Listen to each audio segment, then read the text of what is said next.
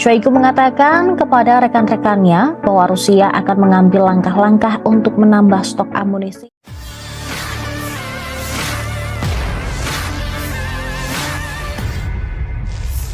Rusia tidak mengendorkan serangannya di Ukraina meski perang memasuki tahun kedua. Menteri Pertahanan Rusia Sergei Shoigu justru berjanji untuk meningkatkan pasokan amunisi ke pasukan Rusia yang berperang di wilayah Ukraina. Pada hari Sabtu, 1 April 2023, Shoigu menyebut Rusia secara signifikan meningkatkan produksi amunisi untuk mendukung pasukannya dalam konflik Ukraina. Dia menyampaikan sambutannya saat bertemu dengan pejabat tinggi militer di markas besar Staf Gabungan Angkatan Bersenjata Rusia. Di sana, dia diberi pengarahan tentang situasi medan perang saat ini sambil juga mengangkat masalah memasok amunisi kepada para tentara.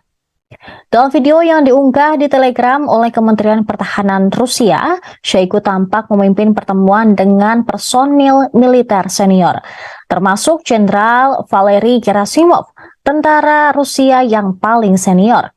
Shoigu mengatakan kepada rekan-rekannya bahwa Rusia akan mengambil langkah-langkah untuk menambah stok amunisi para pasukan yang ada di garis depan.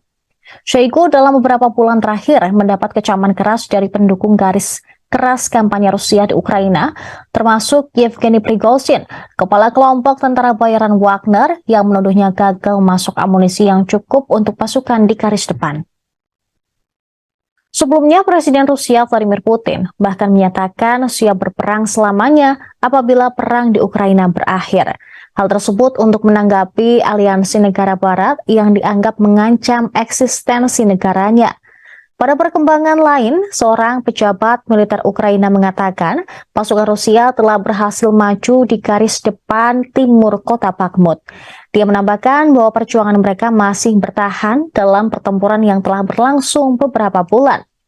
Pembaruan rutin dari think tank Amerika Serikat, yaitu Institute of the Study of War, tampaknya mendukung hal tersebut. ISW mendapat rekam geolokasi yang diterbitkan pada 28 dan 29 Maret yang menunjukkan bahwa pasukan Rusia bergerak maju ke Bakhmut Selatan dan Barat Daya. Terima kasih sudah nonton. Jangan lupa like, subscribe, dan share ya.